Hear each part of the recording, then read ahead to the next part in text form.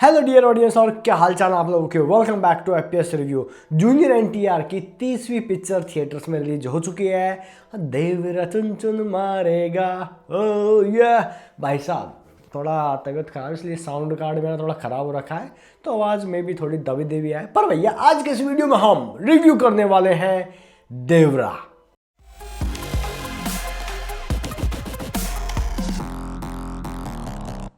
Devara written and direct by Koratala Siva. ये वही director है जिन्होंने भारत अने नेनो, जिसको हम डैशिंग सीएम भारत के नाम से भी जानते हैं, महेश बाबू थे उसमें। और इन्होंने महेश बाबू के अलावा प्रभास और जूनियर एनटीआर के साथ में और भी कई फिल्में की हैं। एंड दोस्तों, अगर आपने डैशिंग सीएम भारत या फिर इन्हीं की जनता गैराज जिसमें जूनियर एनटीआर ही थे वो मूवी देखी तो आपको पता होगा कि इनका जो मासी स्लोमो एक्शन होता है वो देखने में बहुत ही लुभावना लगता है, बहुत ही मज़ेदार लगता है। खैर दोस्तों, इसी मज़ेदार एक्शन के साथ में मूवी रिलीज हो चुकी है देवरा। तो सबसे पहले बात करते हैं देवरा की स्टोरी की।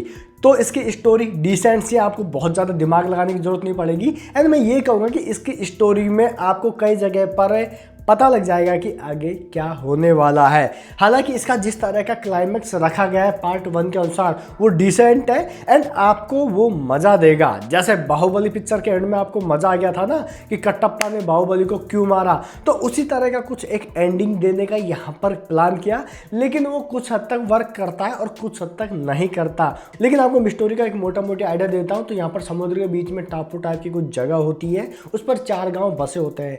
4 गाँव हिलमिल के रहते हैं। लेकिन एक बात खास है कि उस 4 गांव के जितने भी मेन लीडर्स हैं, जैसे कि एक तरफ खुद जूनियर एनटीआर एज देवरा और सैफ अली खान एज ए भैरा, एंड उसके अलावा और भी यदुरप्पा, ऐसे करके 2 और लोग होते हैं। और वो जाते हैं समुद्र में किसी काम से। वो काम ये होता है कि यहाँ पर एक बड़ा जहाज आता है, उसमें से माल लूटना होता है और उसको मालिक तक पहुँचाना होता है। तो वो करके उनको पैसा मिल जाता है और उनका गाँव का जीवन यापन होता है। लेकिन देवरा के मन में कहीं ना कहीं ये कसमकस रहती है कि जो भी हम कर रहे हैं वो गलत है, और वो जिस भी शिप को लूटते हैं वहां पर वो किसी को मारने नहीं देते हैं। जब आप मूवी देखोगे तो आपको पता चल जाएगा मैं क्या कह रहा हूं। एंड दोस्तों, उसके बाद में जब वो गांव में लौटते हैं तो वो उस माल को लूटने के बाद में मालिक तक पहुंचाने के बाद में उतने खुश नहीं होते हैं, और ये वो मजबूरी में करते हैं। और ये बात वो अपने बेटे को बताना चाहते हैं पर बताते नहीं है। जब भी उनका बेटा उससे कहानी पूछता है तो वो बोलते हैं कि हाँ, अपने दादा ऐसे थे, परदादा ऐसे थे, तो अपने जो पुरखे थे उनकी कहानी सुनाते हैं। यहाँ पर उनका बेटा बोलता है कि बाबा मुझे देवरा की मतलब आपकी कहानी सुननी है। तो वो सुनाए तो सुनाए कैसे कि हम आखिर करते क्या हैं। अब दोस्तों, यहाँ पर एक दिन ऐसा होता है कि देवरा का ज़मीर जाग जाता है, जिसकी वजह से वो ठान लेता है कि मैं ये काम नहीं करूँगा। और यहाँ पर राइवलरी शुरू हो जाती है भैरा यानी सैफ अली खान से। और उसके बाद में यहाँ पर भैरा और देवरा ये एक दूसरे के अपोजिट हो जाते हैं, और भैरा इस ताक में रहता है कि अब देवरा को कैसे निपटाया जाए। और उसके बाद में जब कहानी आगे बढ़ती है तो वो आपको थिएटर में जाके देखनी पड़ेगी, क्योंकि जो भी आगे कहूँगा वो स्पॉइलर माना जाएगा। बस यूँ मान लो कि देवरा अब समुद्र की रक्षा कर रहा है, और वो जितने भी इलीगल चीज़ें हो रही समुद्र में उनको अकेला रोकेगा। उसके सामने चाहे कोई भी आ जाए, चाहे उसका बेटा ही क्यों ना आ जाए, वो रोक के रहेगा। यही कहानी है देवरा की। लेकिन ये है पार्ट 1 एंड पार्ट 2 जब आएगा तो उसमें बहुत सारे राज खुलेंगे और पता चलेगा कि आखिर कटप्पा ने बाहुबली को क्यों मारा। ये बात मैं इसलिए बोल रहा हूँ क्योंकि उसका जो एंड दिया गया है उसको क्लियर नहीं किया गया है, और आखिर वो हुआ क्या वो कुछ समझ नहीं आया। एक्चुअली अगर आप थोड़ा सा आइडिया लगाओगे तो आपको पता चल जाएगा। लेकिन एक चीज़ मैं कहूँगा कि जो फाइनल क्लाइमैक्स था उससे बेटर मेरे को इंटरवल पहले जो क्लाइमैक्स आता है, जो इंटरवल से पहले जो लड़ाई आती है उसमें ज़्यादा मज़ा आया। वो देखकर भाई साहब लगा कि हाँ, ये है ओरिजिनल क्लाइमैक्स। खैर दोस्तों, कुछ इस प्रकार की स्टोरी देवरा की। अब बात करते हैं ओवरऑल मूवी एंड इसके परफॉर्मेंस की कि मुझे ये मूवी कैसी लगी। तो सबसे पहले बात करते हैं विजुअल्स की, कैमरा एंगल, सिनेमेटोग्राफी, और जो भी हम स्क्रीन पर देखते हैं जो अपील फील करते हैं उसकी। तो 3 घंटे की मूवी है और आपको इस मूवी में एक भी जगह बोरियत फील नहीं होगी, क्योंकि जिस तरह का इसका स्क्रीन प्रेजेंस है वो वाकई काफ़ी कमाल का है। और यहाँ पर मोस्टली तो अपने जूनियर एनटीआर का जो प्रेजेंस है वो देखने में मज़ा आता है। जिस तरीके से एक्टर को बार बार एंट्री दी जाती है और स्लो मोशन में वो चलते हैं, तो वो काफ़ी मतलब एकदम मासी अपील देता है और काफ़ी मतलब फील आता है कि भाई हमारा एक्टर पावरफुल है। एंड दोस्तों यहाँ पर जो भी चारों गाँवों की वर्ल्ड बिल्डिंग बताई गई है, जिस तरीके से वो 4 गाँव जो लाल समुद्र होने की अपनी कहानी है, और वो लाल समुद्र के पास में 4 गाँव क्या रीजन है, किस तरीके से वो समुद्र दिखाया गया है, पूरा जंगल है, वहाँ के लोग, उनके कॉस्ट्यूम से या फिर जो भी कुछ हमको दिखता है वो काफ़ी अच्छा लगता है देखने में, विजुअल वाइज बहुत अच्छा है। एंड जो VFX एंड CGI की बात करें तो यहाँ पर हंगार मछली बोले तो एक शार्क दिखाई गई है, शार्क मछली का जो सीन दिखाया गया है या फिर समुद्र के जितने भी सीक्वेंसेज हैं तो वो बढ़िया है देखने में। आपको ये नहीं कि बहुत ही टॉप नॉच लगेंगे, लेकिन हाँ वो डिसेंट है, अबव एवरेज है, बढ़िया लगते हैं। तो विजुअल वाइज बात करें तो सिनेमेटोग्राफी कमाल की है, कलर ग्रेडिंग बहुत प्यारी है, कलर ग्रेडिंग इसकी हल्की सी डार्क टोन में रहती है तो देखने में बहुत ही विजुअली प्यारी लगती है। उसके अलावा इस तरह की मासी मूवीज में मोस्टली होता है अपीरियंस, जितने भी कैरेक्टर्स होते हैं उनका जो अपीरियंस है वो किस तरह से दिखाया जाता है, या फिर वहाँ पर जो भी नाच गाने चल रहे हैं, या फिर जिस तरह के वहाँ गाँव के कस्टम्स हैं, जो पूरा मल्ल युद्ध दिखाया जाता है, जो फाइट दिखाई जाती है वो शस्त्रों के लिए, तो वो देखने में लगता है कि हाँ भाई ये इनका रिवाज है और जिस तरीके से वो बिल्ड किया है वो देखने में मज़ा आता है। तो विजुअल वाइज मूवी अच्छी है, कोई दिक्कत नहीं है। अब बात करें साउंड डिजाइन यानी म्यूजिक की, तो मूवी का म्यूजिक बढ़िया है क्योंकि अनिरुद्ध ने दिया है। अब ये नहीं है अनिरुद्ध ने दिया तो भाई बहुत ही बढ़िया होगा, एकदम बेस्ट है, ये भी नहीं बोलूँगा, लेकिन देवरा चुन चुन मारेगा ये जो BGM बजता है भाई दिल जीत लेता है। इसका अनिरुद्ध की म्यूजिक में यार कुछ तो बात है। अभी यार मैं यूँ नहीं कह रहा टॉप नॉच है, बट भाई जिस तरीके से ये पूरा सीक्वेंस आता है, पहला कंटेनर वाला जो समुद्र में जहाज़ के ऊपर, वो सीन में जो इस तरीके से वो म्यूजिक बजता है, बीच में कुछ एक इंस्ट्रूमेंट बजता है, वो यार लगता है, वो फील होता है। उसके बाद में अगेन वो देवरा चुन चुन मारेगा का जो ये BGM बजता है वो माथे में अब तक गूंज रहा है। तो यस BGM बहुत कमाल के अनिरुद्ध देते हैं। उसके अलावा गानों की बात करें तो मूवी में 4 गाने हैं, चारों बढ़िया है, मुझे कोई दिक्कत नहीं भाई, देख के मज़ा आया क्योंकि जूनियर NTR का एकदम मतलब कड़क एनर्जेटिक डांस देखने को मिला।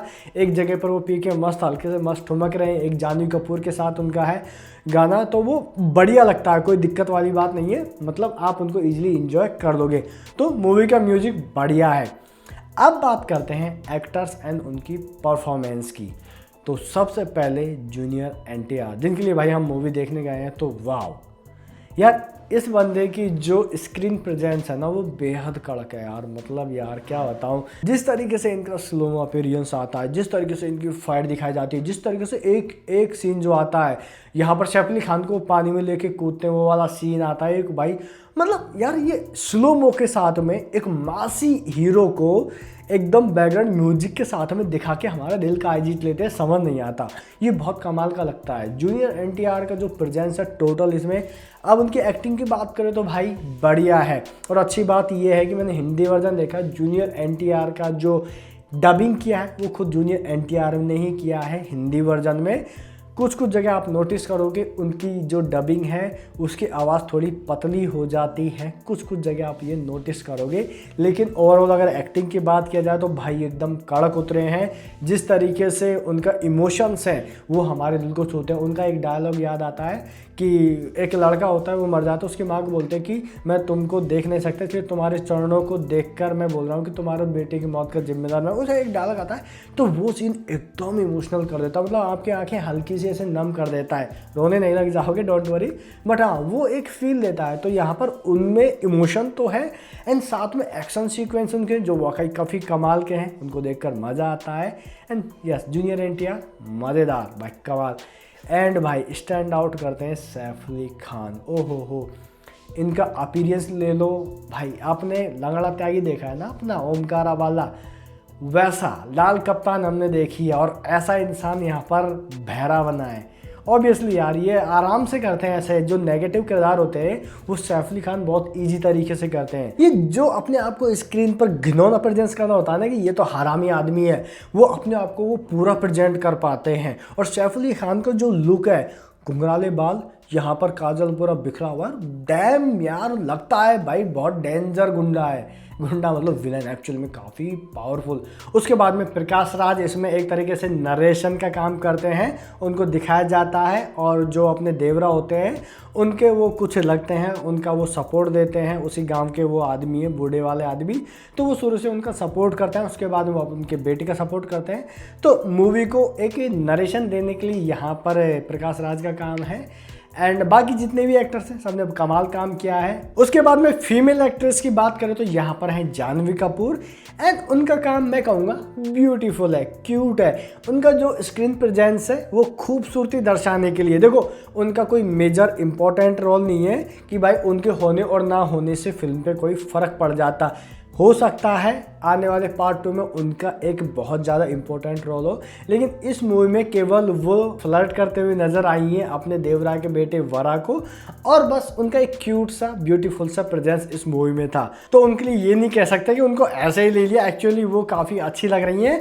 एंड एक चीज़ आपको शायद पता होगी, यहाँ पर एनटीआर और श्रीदेवी जो जूनियर एनटीआर के पिताजी हैं एनटीआर, और यहाँ पर जानवी कपूर की माँ है श्रीदेवी, उनका भी जो एक डांस सीक्वेंस था, जिस तरीके से यहाँ पर जानवी कपूर पानी में नहाती रहती है उसी तरह के श्रीदेवी, तो वो एक सेम सा यहाँ पर रेप्लिका भी थोड़ा सा देखा जा सकता है, जो यहाँ पर एनटीआर और श्रीदेवी और यहाँ पर जूनियर एनटीआर एंड जानवी कपूर का था। ये मैंने फन फैक्ट के लिए आपको बता दिया।